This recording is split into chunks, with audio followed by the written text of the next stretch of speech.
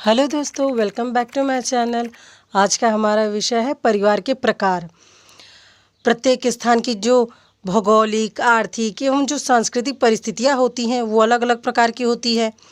उसी तरह से परिवार की जो व्यवस्था को जो जन्म देती है, यानी जो आर्थिक सांस्कृतिक परिस्थितियाँ हैं, इन्हीं के हिसाब से परिवार व्यवस्था भी जन्म लेती है।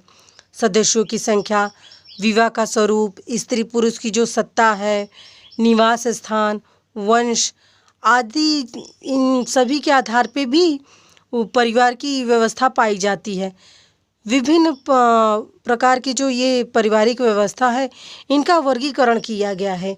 इनके जैसे कि संख्या के आधार पर, निवास के आधार पर, अ, अधिकार के आधार पर, उत्तराधिकारी के आधार पर, वंश परंपरा के आधार पर, विवाह के आधार पर, अन्य रूप भी पाए गए हैं। तो इन सभी वर्गीकरण के अंतर्गत भी परिवार के कई प्रकार पाए जाते हैं। इन्हीं सभी प्रकारों को आज हम समझेंगे। जैसे कि संख्या के आधार पर 3 प्रकार पाए जाते हैं। पहला है केंद्रीय परिवार या नाभिकीय परिवार भी कहा जाता है उसे। दूसरा संयुक्त परिवार और तीसरा विस्तृत परिवार। अब इनको थोड़ा हम और स्पष्ट तरीके से समझते हैं। देखिए, केंद्रीय परिवार जो होते हैं या नाभिकीय परिवार, इस प्रकार के परिवार आधुनिक औद्योगिक समाज की प्रमुख विशेषता है। औद्योगिकरण और नगरीकरण के बढ़ने के साथ साथ इस प्रकार के परिवार की जो संख्या है वो भी बढ़ी है। आज की बदलती हुई परिस्थितियों में संयुक्तता को बनाए रखना, यानी परिवार को एकजुट बनाए रखना, परिवार में बहुत ही कठिन कार्य हो चुका है। इस कारण आधुनिक सभ्यता, संस्कृति के प्रकार और व्यक्तिगत जो दृष्टिकोण आजकल विकसित हुई है, इसके कारण भी एकाकी परिवार या कहें नाभिकीय परिवार बढ़ता जा रहा है। यदि हम कारण को देखें तो संयुक्त परिवार में रहने वाले बहुत से लोग भी आज एकाकी या नाभिकीय परिवार की स्थान ग्रहण करते जा रहे हैं। यानी वो भी अभी सोचने लगे हैं कि हम छोटे परिवार में रहें, क्योंकि ये आधुनिकता और कि नगरीकरण के कारण ये हो रहा है। केंद्रीय या नाभिकीय परिवार, परिवार का सबसे छोटा रूप आप कह सकते हैं, जो एक पुरुष, स्त्री और उनके ऊपर जो आश्रित बच्चे होते हैं वो उसमें शामिल होती हैं। अधिकांश देशों में परिवार में परिवर्तन की प्रवृत्ति संयुक्तता से नाभिकता की ओर है। यानी संयुक्त परिवार से अब नाभिकीय परिवार की ओर सभी देशों में परिवार पाए जा रहे हैं।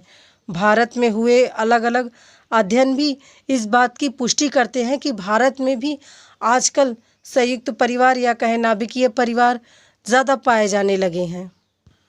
संख्या के आधार पर दूसरा प्रकार है संयुक्त परिवार। देखिए, एक संयुक्त परिवार में 3 या 3 से अधिक पीढ़ियों के सदस्य एक साथ एक ही घर में रहते हैं। उनकी जो संपत्ति है वो सामूहिक रूप से मतलब उसका प्रयोग करते हैं। सब मिलजुल के सभी संपत्तियों का उपभोग करते हैं। एक ही रसोई में बना हुआ भोजन खाते हैं, सामूहिक पूजा में भाग लेते हैं और एक दूसरे से किसी नातेदारी व्यवस्था से जुड़े हुए होते हैं। यानी कोई ना कोई नाता होता है जिससे वे आपस में जुड़े हुए होते हैं।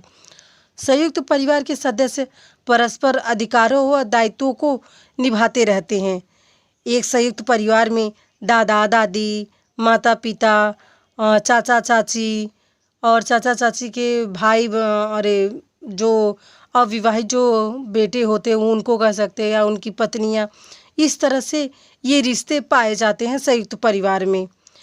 इसी विषय को स्पष्ट करते हुए जेडी मेज ने अपनी पुस्तक हिंदू लॉ एंड कस्टम में लिखा है कि मालाबार के नायरों में प्रचलित संयुक्त परिवार, जिसे थारावाड़ कहते हैं, वो इस व्यवस्था का एक पूर्णतम उदाहरण माना जाता है।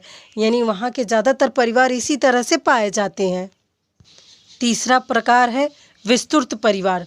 देखिए, इस प्रकार के परिवार में क्या होता है कि सभी रक्त संबंधी और कुछ अन्य संबंधी भी सम्मिलित हो जाते हैं। ऐसे परिवार में रिश्तेदारी काफ़ी ठीक से ज्ञान नहीं होता है कि मतलब किसका रिश्ता किस प्रकार से है। ऐसे परिवार में सदस्यों की जो संख्या होती है बहुत अधिक होती है। ऐसे परिवार एक ही मतलब एक मुखिया होता है जिसको सभी सदस्य सम्मान की दृष्टि से देखते हैं और उसी का कहा मानते हैं। डॉक्टर दुबे के अनुसार विस्तृत परिवार की संज्ञा उस परिवार या सकूल को दी जाती है जो वंशक्रम से संबंध होते हैं। यानी इसमें क्या होता है, वंश परंपरा चलती है, विभिन्न इकाइयों में परिवार में बटा हुआ होता है। या फिर ये कह सकते हैं जैसे कि एक वंश के लोग हैं और वो एक परिवार में रह रहे हैं, इस तरह से आप मान सकते हैं। जैसे दादा के दादा दो अलग वंश हो जाएंगे, उनके परिवार, फिर उनके जो अलग अलग परिवार, तो इस तरह से ये काफ़ी बड़ा परिवार हो जाता है। परिवार का जो दूसरा वर्गीकरण है वो है निवास के आधार पर।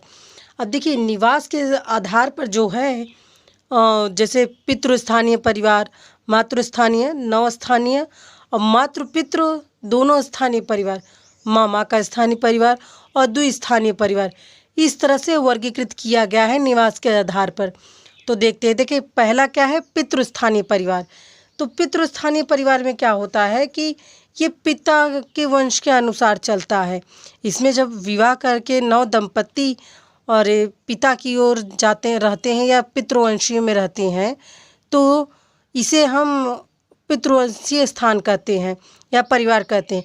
ये ज़्यादातर हिंदुओं में पाए जाते हैं, मुसलमानों में और भील, खरिया तथा कई पितृवंशी परिवार में यह प्रथा पाई जाती है।